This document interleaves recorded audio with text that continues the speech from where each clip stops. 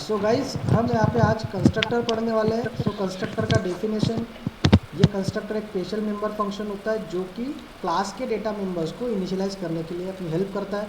उसकी प्रॉपर्टीज़ है, the name of constructor always be same as a class name and constructor do not have any return type. Third property है उसका कि constructor always, बोलो, public हाँ, declare always public. Declared as a public, इसको हमेशा public रखना।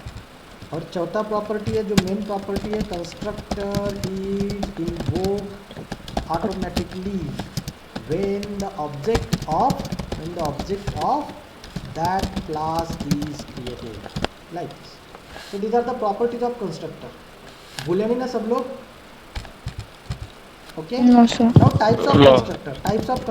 Types of constructor में हमने C++ में कितने टाइप के कंस्ट्रक्टर पढ़े थे? How many types 3 of types, constructor? Three 3 types. Three constructor. First one default, default, second one default, parameterize, parameterized, second one parameterize, copy parameterize, and constructor. Third one copy constructor.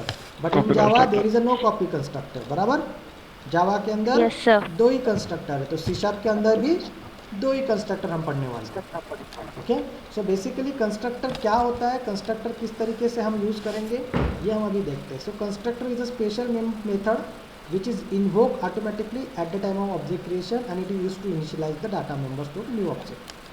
अब constructor दो ही types के होते हैं, उसमें default constructor का हम use करेंगे, वो पहले पढ़ते हैं। आपको पता है कि डिफ़ॉल्ट कंस्ट्रक्टर और पैरामीटराइज कंस्ट्रक्टर किसको कहते हैं? Yes, sir. Default constructor, sir आपण डिफॉल्ट मध्ये आर्ग्युमेंट देत नाही. yes, the constructor does not take any argument is called default default constructor. And why it is used? कब यूज करना है इसको? when you want to initialize initialize the same values initialize the same values same value to to all every objects, to all objects. All जब objects. आपको लगता है कि सभी ऑब्जेक्ट को सेम वैल्यू देना है sir, then you can use a default constructor. But second one, what is parameterize constructor? The constructor, the constructor take is take argument. arguments. Constructor always take at Takes least one argument, कम से कम एक argument वो लेता है. Arguments called as parameters. parameterized constructor, correct? And when it is used, When we Different want value to initialize initialize, when you different want values. to different initialize, values. yes, when you want to initialize different values to each object, हर एक को अलग अलग value देना है, तब आपको वहाँ पे पैरामीटराइज कंस्ट्रक्टर जनरली यूज करना होता है. ओके, अगर हमने कोई कंस्ट्रक्टर वहाँ पे नहीं लिखा C# में जावा के अंदर, चलो उसको प्रैक्टिकली देखते हैं. अब यहाँ पे ये प्रोग्राम में मैंने कोई कंस्ट्रक्टर मेंशन किया ही नहीं है, तो अगर मैंने कंस्ट्रक्टर मेंशन किया नहीं है तो .NET framework provided default constructor in that case. वहाँ पे डिफ़ॉल्ट कंस्ट्रक्टर वहाँ पे रहेगा. ओके, बट आप मेंशन भी कर सकते हो उसको, ओवरराइड भी कर सकते हो कंस्ट्रक्टर को.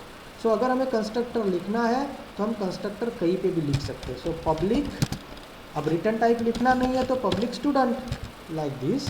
अगर रिटर्न टाइप नहीं है, पब्लिक स्टूडेंट, ये हो गया आपका डिफ़ॉल्ट कंस्ट्रक्टर, ये हो गया आपका डिफ़ॉल्ट कंस्ट्रक्टर. डिफ़ॉल्ट कंस्ट्रक्टर मैंने मेंशन कर दिया यहाँ पे like this. Now you have to initialize the value here like this. इस तरीके से आप वैल्यू को इनिशियलाइज कर सकते हो. ओके, ये सेट डेटा अभी मैं हटा देता हूँ क्योंकि मैंने कंस्ट्रक्टर यूज़ कर लिया अभी. तो ये हो गया आपका डिफ़ॉल्ट कंस्ट्रक्टर यूज़ किया. अभी मैं यहाँ पे ये सेट डेटा फंक्शन हटा देता हूँ. अब जैसे ऑब्जेक्ट क्रिएट होगा बराबर इमीडिएटली आपका डिफ़ॉल्ट कंस्ट्रक्टर कॉल होगा, और वो कॉल हुआ कि नहीं हुआ इसके लिए एक मैसेज वहाँ पे लिख देते हैं हम, डिफ़ॉल्ट कंस्ट्रक्टर इज इन्वोक्ड, मतलब कॉल हो गया.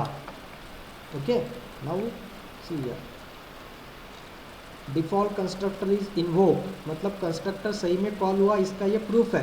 तो डिफ़ॉल्ट कंस्ट्रक्टर कॉल हुआ, उसके बाद उसकी वैल्यू असाइन हो गई, रोल नंबर 10 आ गया, नेम विनोद आ गया, लाइक दिस.